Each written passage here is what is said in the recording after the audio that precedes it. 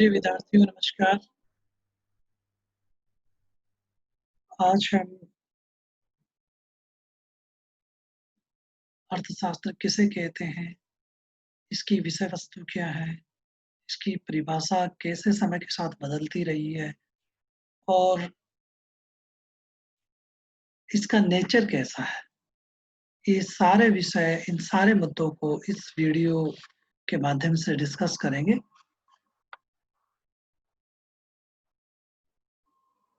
अर्थशास्त्र की स्पष्ट परिभाषा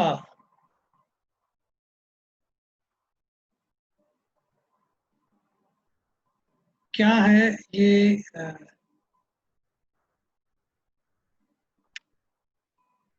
स्पष्टतः परिभाषित नहीं किया जा सकता, क्योंकि लगातार इसकी विषय वस्तु बदलती रही और इसलिए परिभाषा भी बदलती रही।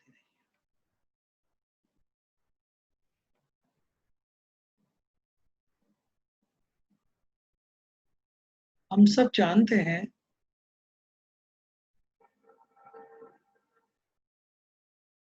कि मनुष्य की आवश्यकताएं असीमित होती हैं और इस असीमित आवश्यकताओं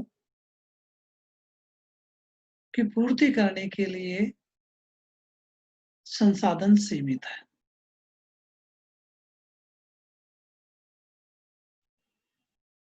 अतः ये बहुत महत्वपूर्ण बन जाता है कि सीमित संसाधनों का किस प्रकार कुशलतम प्रयोग किया जाए कि लोगों की आवश्यकताओं की पूर्ति की जा सके।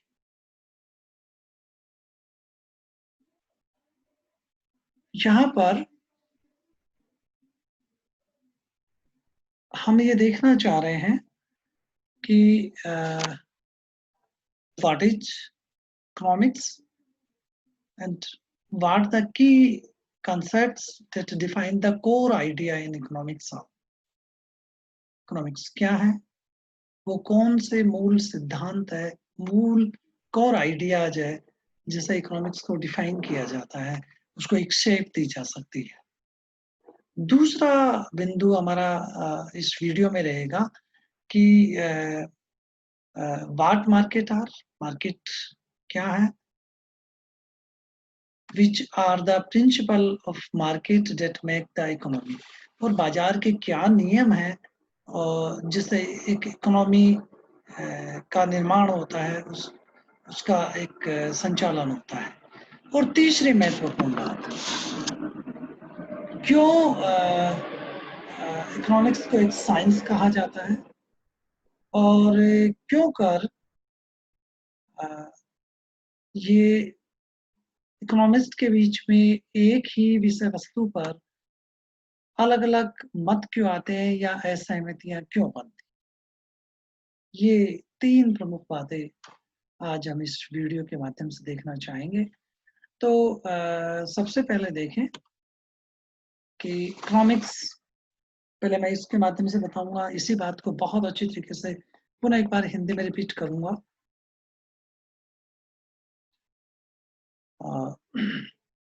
देखिए, इकोनॉमिक्स शब्द आया कहाँ से है। ये ग्रीक भाषा का वर्ड इकोनॉमी से आया है और जिसका अर्थ है one who manage a house hold, जो एक घर या परिवार का प्रबंधन करते हैं या किस प्रकार से घर या परिवार का प्रबंधन किया जाता है, ये इकोनॉमी। तो ये ग्रीक वर्ड से आया है और जिसका अर्थ वहाँ है one who manage a house hold. At first this origin might seem peculiar, बहुत अजीब सी बात लगती है, लेकिन but in fact house hold and economics have much in common. House hold और इकोनॉमी, अर्थशास्त्र, ये एक समानार्थक रूप में है।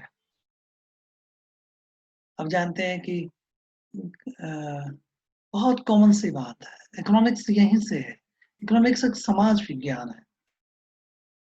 घर की रसोई का प्रबंधन कैसे किया जाता है? घर कैसा चलाया जाता है? घर की रसोई का प्रबंधन का मतलब है घर कैसा चलाया जाता है। घर कैसा चला जाए ये कुशलता सीमित संसाधनों से किस प्रकार से उनका एफिशिएंट यूज किया जाए, ये बात यहाँ पे अंतर्निहित है और इसी को ही हम इकोनॉमिक्स में अध्ययन करते हैं, इसी विभाग का इकोनॉमिक्स में अध्ययन करते हैं। तो देखिए यहाँ पर जो इकोनॉमिक्स है वो बहुत एक क्लोज एसोसिएट है, बहुत नजदीक इस बात, बहुत एक सा अर्थ है स्केर्सिटी से। तो इकोनॉमिक्स और स्केर्सिटी एक दूसरे के समानार्थक है। तो the word economics is closely associated to scarcity.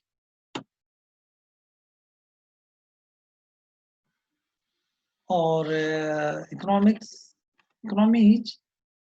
have much in common, ये household faces many decisions। जिस प्रकार से एक परिवार बहुत सारे निर्णय का सामना करता है, वैसा इकोनॉमिक्स में ही भी होता है। इसलिए दोनों कॉमन, दोनों की विषय वस्तु कॉमन है। जैसे ये घर में ये तय करना होता है, परिवार में ये तय करना होता है कि कौन सा काम किसको करना है और उसके बदले में परिवार का वो सदस्य क्या प्राप्त करेगा, खाना कौन बनाएगा, कपड़े कौन धोएगा, घर की सफाई कौन करेगा, घर में अतिरिक्त खाने के लिए ऑफर किसको किया जाएगा। एक परिवार की तरह ये एक सोसाइटी इन सारी समस्याओं का सामना करती है।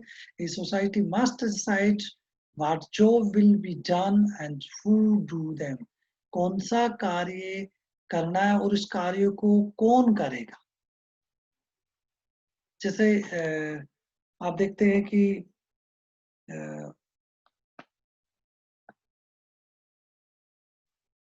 70 के दशक में जब तेल की प्राइसेज बढ़ी तो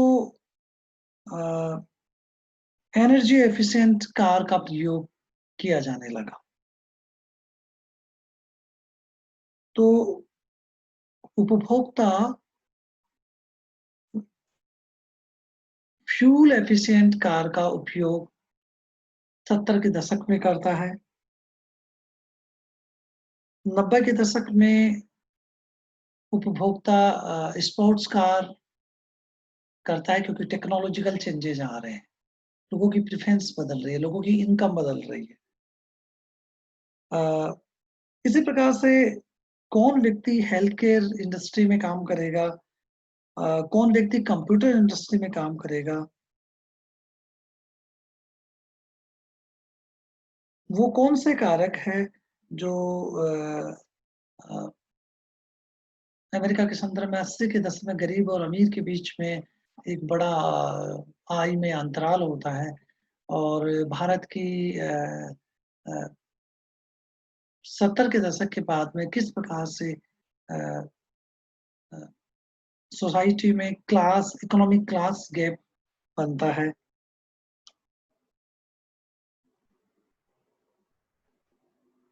तो ये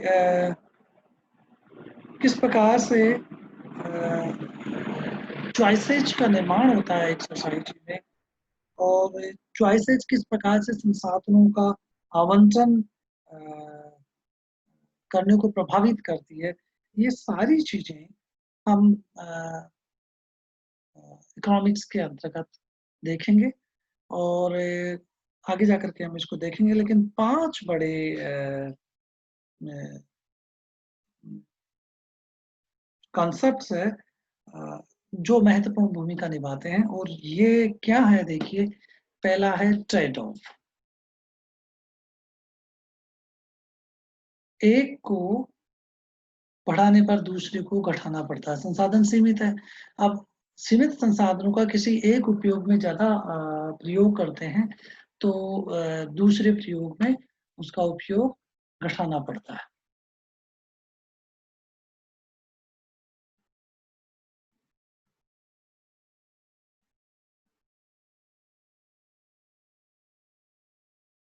अ, तो ये ट्रेड ऑफ कहलाता है। जैसे आप इकोनॉमिक्स ज़्यादा पढ़ते हैं तो फिजिक्स के लिए आपको कम समय अ, बचा पाएँगे, या इकोनॉमिक्स ज़्यादा पढ़ते हैं तो पॉलिटिकल साइंस के लिए कम समय बचा पाएँगे। तो एक को बढ़ाने पर दूसरे के लिए संसाधनों की कमी होती है, तो समय भी एक संसाधन है। इसी प्रकार से चॉइसेस लोगों की पसंद का निर्माण होने के लिए अ अ, जो व्यक्तिगत रूप से इंसेंटिव्स बहुत महत्वपूर्ण भूमिका निभाते हैं। जैसे आप देखेंगे कि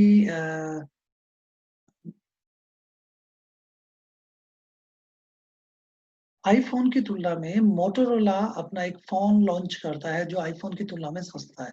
तो लोगों को इंसेंटिव मिलता है कि यदि सेम क्वालिटी मिल रही है तो लोग आईफ़ोन को अ,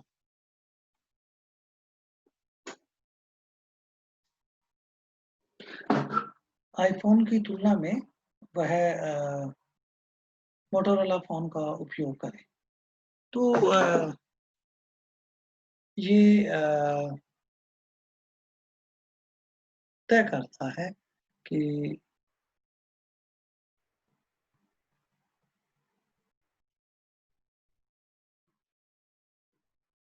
इंसेंटिव किस प्रकार से हमारे निर्णयों को प्रभावित करते हैं। तो इंसेंटिव बहुत महत्वपूर्ण भूमिका निभाते हैं। हमारे काम करने में जो सबसे अधिक प्रेरणा शक्ति काम करती है वो इंसेंटिव है। हम काम इसलिए करते हैं क्योंकि अ, या एक्स्ट्रा किसी वस्तु का उत्पादन इसलिए करते हैं कि उसके बदले में कोई दूसरी चीज़ लेनी है, तो ये इंसेंटिव है। अ, और इसी प्रकार से जब हम तीसरा महत्वपूर्ण जो की फैक्टर है एक्सचेंज। जब हम एक्सचेंज करते हैं तो हमें हमारी चॉइसेस का एक बड़ा दायरा बन जाता है। जब हम एक वस्तु जिसमें कि हम बहुत अच्छी तरीके से कुशलता से उत्पादन करने में सक्षम होते हैं, तो जब हम उसको किसी दूसरे अ अ, के साथ एक्सचेंज करते हैं तो हमारा उसका दायरा बन बढ़ जाता है। हमारे हमारे पास विकल्प उपलब्ध हो जाते हैं। Uh, to make intelligent choices, uh, it's required that we have and utilize the information.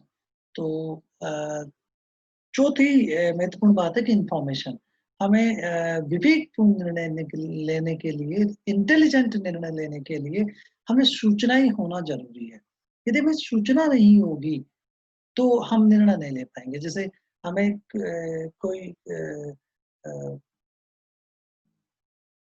कोई एक हमारी वस्तु खरीदनी है, तो हम बेस्ट क्वालिटी, फिर उसका लोवेस्ट प्राइस, ये कहाँ मिल रही है?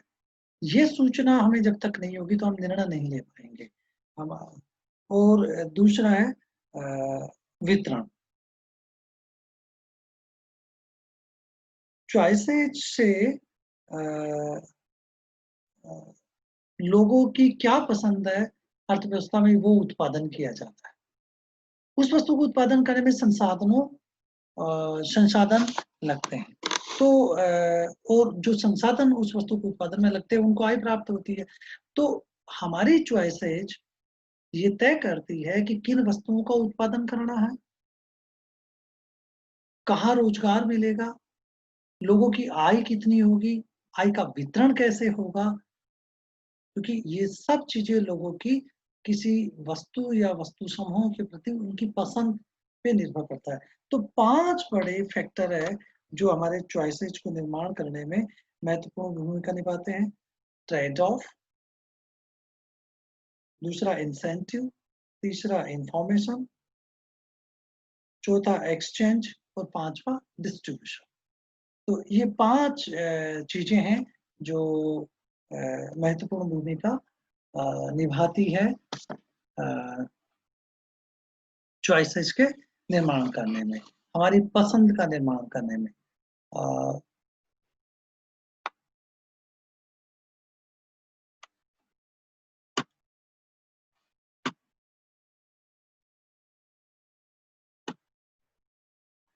यहाँ पर पुनः एक बार आते हैं कि इकोनॉमिक्स, मैंने अभी पूर्व में कहा कि इकोनॉमिक्स और स्कैरसिटी ये लगभग समानार्थक है, क्लोज एसोसिएट है एक दूसरे से।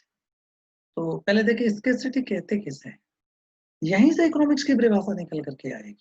हम बहुत सरल ढंग से इकोनॉमिक्स कहते किसे हैं वो जानना चाहते हैं। पहला देखिए स्कैरसिटी किसे कहते हैं, सीमितता, दुर्लभता किसे कहते हैं, संसाधनों, सोसाइटी के संसाधनों की प्रकृति सीमित है, मतलब the limited nature of society resource. Scarcity का अर्थ है समाज में संसाधन सीमित मात्रा में है। और इकोनॉमिक्स, इससे इकोनॉमिक्स का क्या संबंध है, जब हम ये कह रहे हैं कि it's scarcity and economics are closely associates, तो इकोनॉमिक्स का अर्थ यहाँ पे क्या है, the study of how the society manage its scarce resource. Economics इस बात का अध्ययन करता है कि एक समाज अपने सीमित संसाधनों का किस प्रकार से प्रबंधन करता है, किस प्रकार से कुशलता से उसका उपयोग करता है। यहाँ पर समाज का यह प्रबंधन कि वह अपने सीमित संसाधनों का किस प्रकार से उपयोग करता है बहुत महत्वपूर्ण है। फिर अब मैं थोड़ा सा डिटेल में आपको यहाँ रखना चाहूंगा कि स्कैरसिटी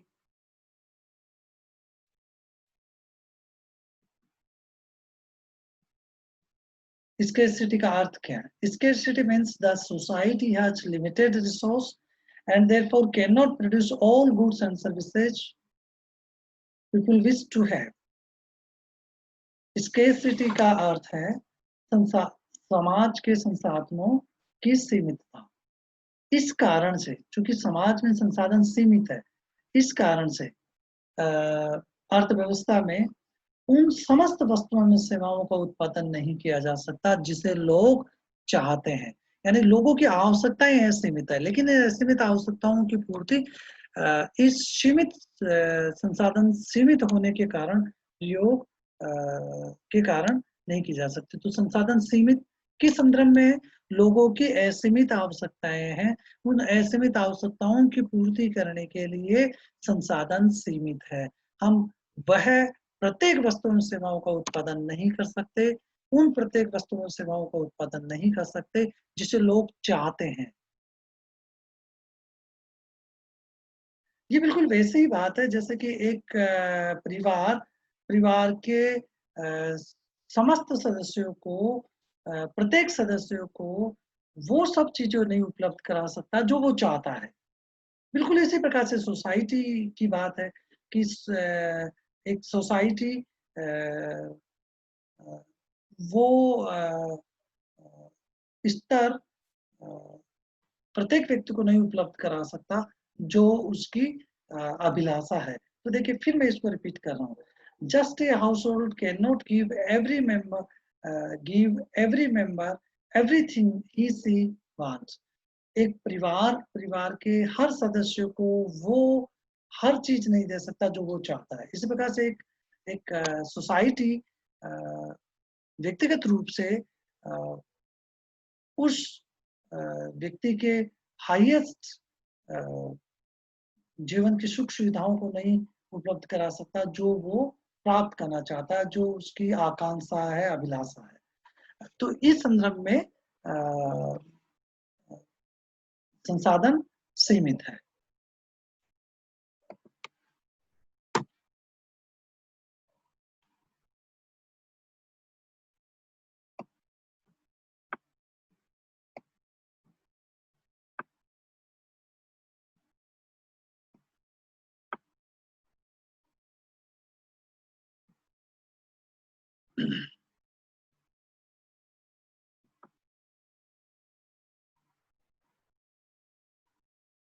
देखिए इसी संदर्भ में फिर इसको एक बार फिर रिपीट करें। Economics is the study of how the society manages square resource.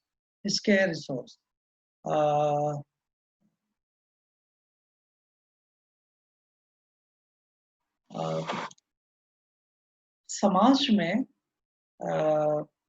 संसाधनों का आवंटन किसी एक केंद्रीय योजनाकार के द्वारा नहीं तय की जाती, बल्कि करोड़ों लोगों के निर्णय, करोड़ों परिवारों के निर्णय, हजारों परिवारों और फार्म्स, हाउस होल्ड्स और फार्म्स के निर्णय से तय होता है। यानी संसाधनों का आवंटन किस प्रकार से होगा, किसी एक एजेंसी या एक व्यक्ति के द्वारा तय नहीं होता, बल्कि मिलियंस ऑफ हाउस होल्ड्स और फार्म्स के द्वारा तय होता है। उनके सामूहिक निर्णय से तय होता है कि संसाधनों का कैसे उपयोग किया जाएगा। इस रूप में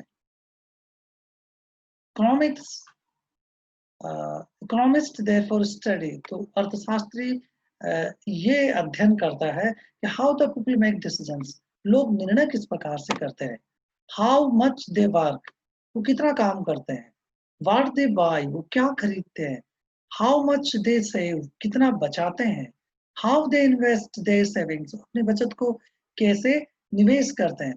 economist also study how people interact with one another, एक दूसरे से किस प्रकार से इंटरैक्ट करते हैं, इस बात का अध्ययन इकोनॉमिस्ट करते हैं। तो देखिए क्या इकोनॉमिस्ट किस बात का अध्ययन करता है economist, how the people make decisions, किस प्रकार से लोग निर्णय लेते हैं, कौन सा काम कितना करते हैं, क्या खरीदते हैं, कितना बचाते हैं, अपनी बचत को कहाँ निवेश करते हैं, और एक दूसरे से किस प्रकार से इंटरैक्ट होते हैं, लेन-देन करते हैं, संपर्क करते हैं, आर्थिक निर्णय एक दूसरे को एक दूसरे से लेन-देन किस प्रकार से करते हैं।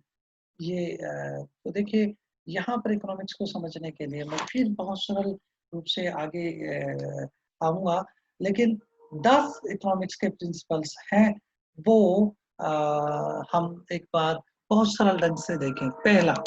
पहली चीज का निर्णय लेने में, हाउ पीपल मेक डिसीजंस, लोग निर्णय किस प्रकार से करते हैं। इसके लिए 4 बहुत महत्वपूर्ण बातें हैं। पीपल फेस ट्रेड ऑफ, लोग चुनाव की समस्या का सामना करते हैं। जैसे यदि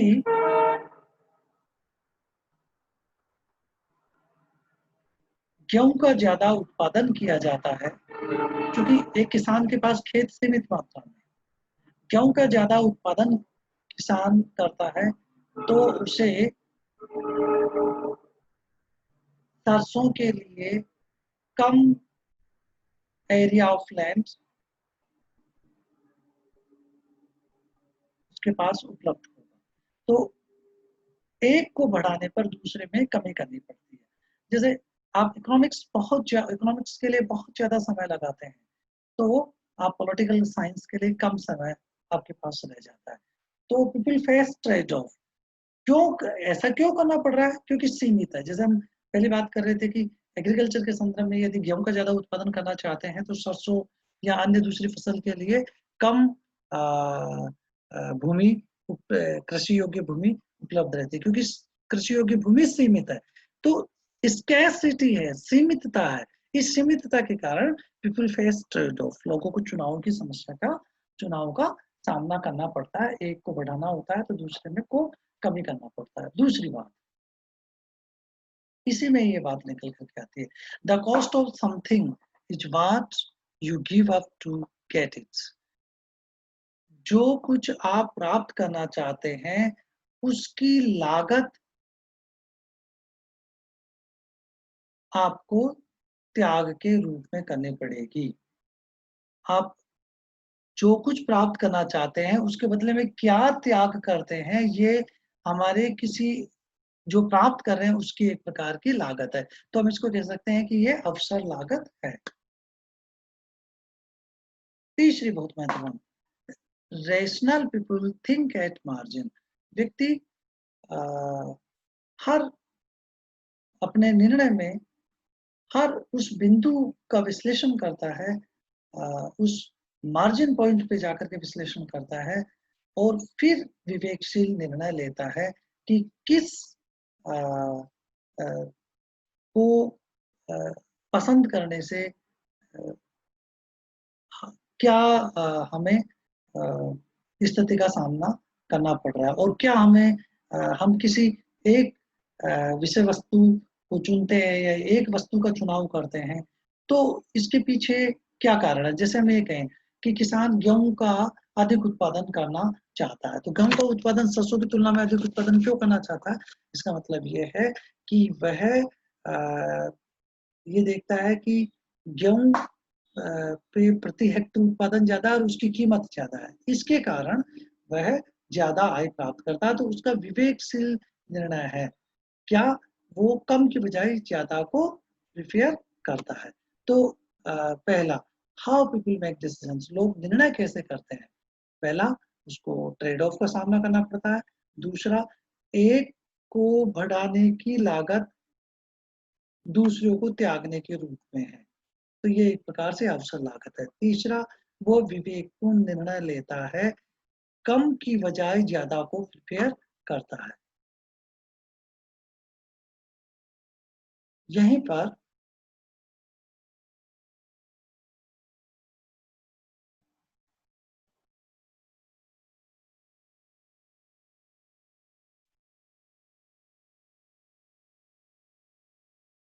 हम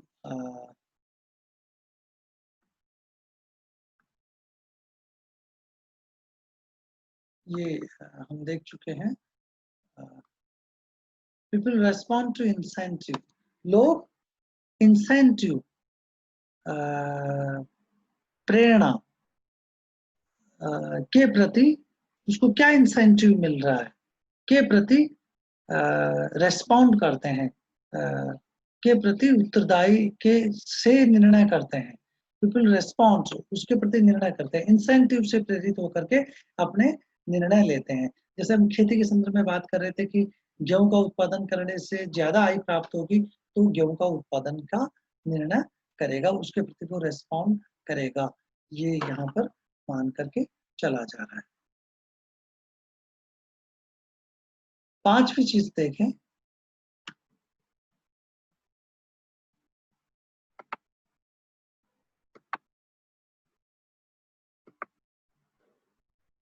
trade can make everyone better of. जब व्यापार करते हैं तो हमारे पास एक विनिमय करने के अपार विस्तार होता है, अधिक विकल्प उपलब्ध होते हैं। तो व्यापार करने से हर व्यक्ति बेहतर स्थिति में जाता है। उसका कारण ये होता है कि हर व्यक्ति जब ट्रेड करता है तो उस वस्तु को उत्पादन करता है जो वो अधिक कुशलता से कर सकता है। एक व्यक्ति कपड़े उत्पादन करने में अधिक कुशल है, तो दूसरा व्यक्ति गेहूँ को उत्पादन करने में अधिक कुशल है। तो जो व्यक्ति जिस कार्य को करने में अधिक कुशल है, वो उस कार्य को करे और फिर अ, जो वस्तु चाहिए उसको दे करके उसके साथ वो व्यापार एक्सचेंज करे। तो ट्रेड करने से हर व्यक्ति बेहतर स्थिति में जाता है।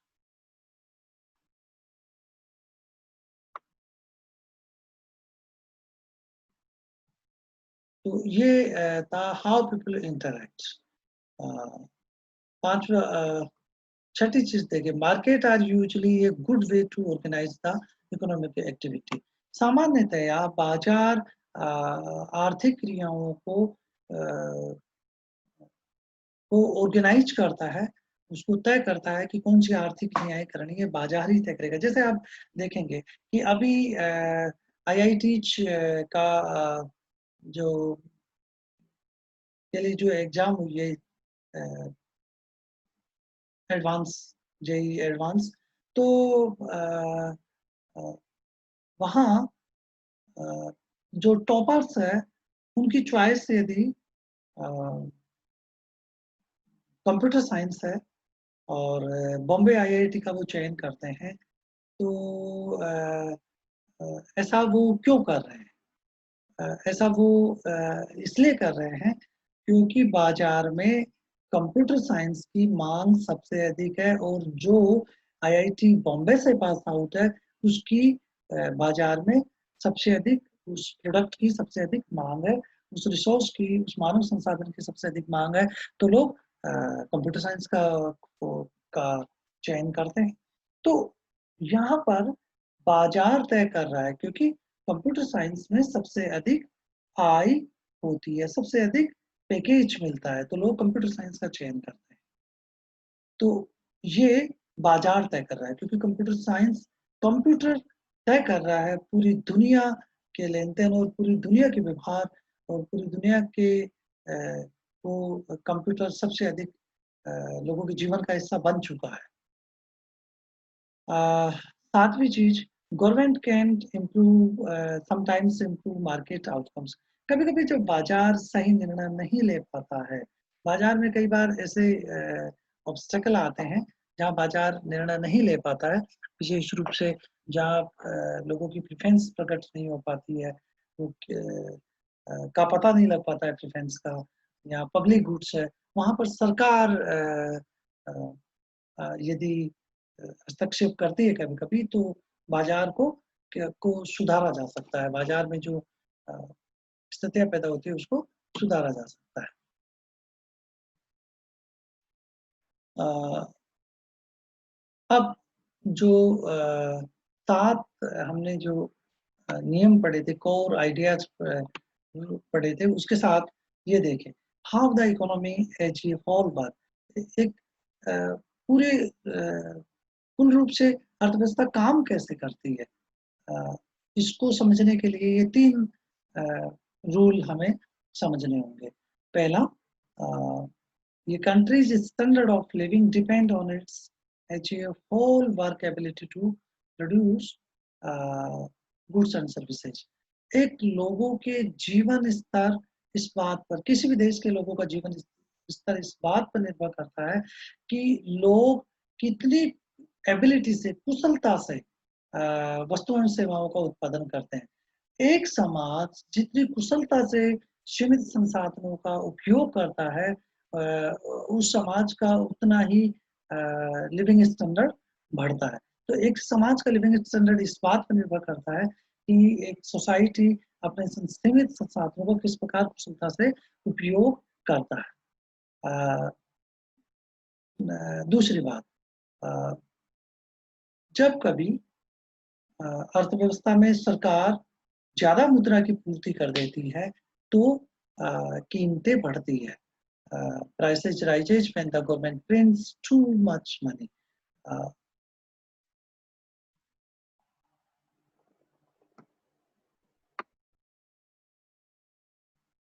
और अंतिम चीज़, society faces short term trade off between inflation and unemployment. आगे जाकर के हम पढ़ेंगे कि किस प्रकार से मुद्रास्फीति और बेरोजगारी के बीच में अल्पकालीन ट्रेड ऑफ का सामना करता है एक society.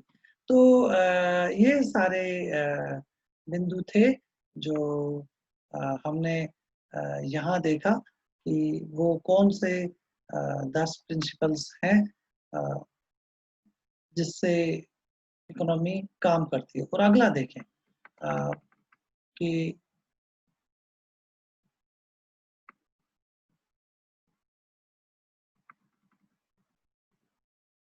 Why economics called a science. Economics को एक साइंस क्यों कहा जाता है? देखिए, दरअसल इकोनॉमिक्स एक सामाजिक विज्ञान है, सामाजिक विज्ञान की जैसे वस्तु है, और किस प्रकार से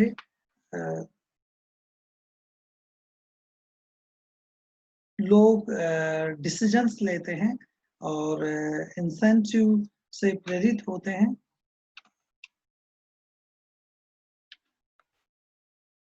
वहाँ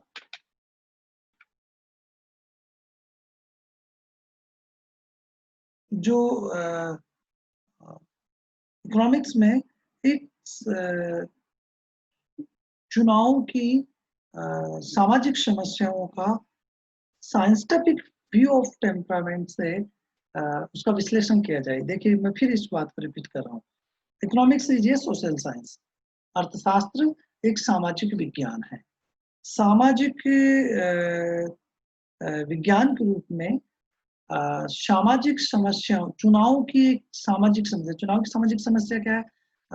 लोगों की असीमित आवश्यकताएँ हैं, सीमित संसाधन है, तो चुनाव की समस्या है। चुनाव की इस समस्या का वैज्ञानिक दृष्टिकोण से, लॉजिकल रूप से, तार्किक रूप से इस सोशल प्रॉब्लम ऑफ चॉइस का साइंटिफिक व्यू पॉइंट से कैसे विश्लेषण किया जाए, ये यहाँ पर इकोनॉमिक्स में साइंस का प्रवेश है। तो इकोनॉमिक्स बेसिकली एक साइंस है और एक कला है। तो इकोनॉमिक्स एक सामाजिक विज्ञान है। इकोनॉमिक्स को विज्ञान की श्रेणी में क्यों रखा जाता है? क्योंकि जिस प्रकार से विज्ञान किसी समस्या का क्रमबद्ध रूप से, तार्किक रूप से, कारण कार्य के रूप में तार्किक रूप से उसका विश्लेषण करता है, उसी प्रकार से चुनाव की सामाजिक समस्या का अ, अ, वैज्ञानिक दृष्टि से विश्लेषण किया जाता है इकोनॉमिक्स में। तो इसलिए इकोनॉमिक्स एक प्रकार की सोशल साइंस है। और इसका मतलब ये है कि व्यवस्थित रूप से प्रॉब्लम ऑफ चॉइस को का विश्लेषण किया जाता है। अब यहाँ पर आगे जाकर के देखेंगे कि थ्योरी क्या है। यहाँ पे एक चीज कि कभी-कभी एक ही विषय वस्तु है, उसका अ, अलग-अलग अर्थशास्त्री, अलग-अलग विद्वान उस पे अपनी अलग-अलग राय क्यों रखते हैं? इसका कारण ये है कि चूँकि सामाजिक विज्ञान है और अर्थशास्त्र एक सामाजिक विज्ञान है और समाज विज्ञान का नेचर ये है कि वो मशीन नहीं है, वो मनुष्य है और मनुष्य का मनुष्य एक उसका साइकोलॉजिकल व्यू पॉइंट बदलता रहता है। एक तो इसका कारण ये है। दूसरा, हर व्यक्ति का हर समस्या का विश्लेषण करने का जो मेथड है, जो एस्पेक्ट है, वो अलग-अलग है। इसीलिए अलग-अलग विचार वहाँ पर निकल कर के आते हैं। तो ये सारी चीज़ें हम इकोनॉमिक्स के अंतर्गत देखेंगे। कल इसकी अगला जो वीडियो हम आपके सामने लेके आएँगे, उसमें इकोनॉमिक्स की व्यवस्थित रूप से परिभाषाएँ क्या हैं और बहुत सरल ढंग से हम अगले वीडियो में ये देखेंगे कि इकोनॉमिक्स की परिभाषा क्या है और रेशनल बिहेवियर क्या है, रेशनैलिटी क्या है, अजम्पशन्स क्या है, थ्योरी क्या है, ये सारे अ विषय वस्तु को हम अगले टॉपिक में देखेंगे। इसकी कौन-सी ब्रांचेज़ है, उसका बहुत विशद रूप से विश्लेषण अगले वीडियो में हम करेंगे। तब तक आप अपना ख़्याल रखिएगा और अ, इस अर्थशास्त्र को बिल्कुल उस ढंग से समझने का प्रयास कीजिए कि घर में कमाने वाले कौन हैं? अ, कौन-सा काम कौन व्यक्ति क्यों कर रहा है? हर व्यक्ति अ, क्या हर व्यक्ति की हर आवश्यकताओं की पूर्ति परिवार में किया जाना संभव है क्या? नहीं है तो क्या कारण है? और यदि हर व्यक्ति की हर आवश्यकताओं की पूर्ति नहीं की जा सकती है, तो कौन-सी आवश्यकताओं को पहले पूरा करने का प्रयास किया जाता है और फिर क्या कठिनाइयों का सामना करते हैं? ये सारी चीज़ें आप पढ़िए क्योंकि अर्थशास्त्र एक समाज विज्ञान है और समाज में आस-पास अ, चॉइसेस का निर्माण करने में, लोगों की अपनी पसंद का निर्माण करने में बाज़ार कैसे तय हो रहा है, बाज़ार कैसे भूमिका निभाता है, सरकार की हस्तक्षेप जब बाज़ार में करता है तो क्या रिज़ल्ट होते हैं, सरकारी नीतियाँ किस प्रकार से बाज़ार को प्रभावित करती है, आर्थिक निर्णयों को प्रभावित करती है। ये सारी चीज़ें आप अपने आस-पास घटित होता हुआ देख रहे हैं। अब आप उसको इकोनॉमिक्स के पॉइंट ऑफ व्यू से उसका विश्लेषण कीजिए, यही अर्थशास्त्र है। तो तब तक नमस्कार।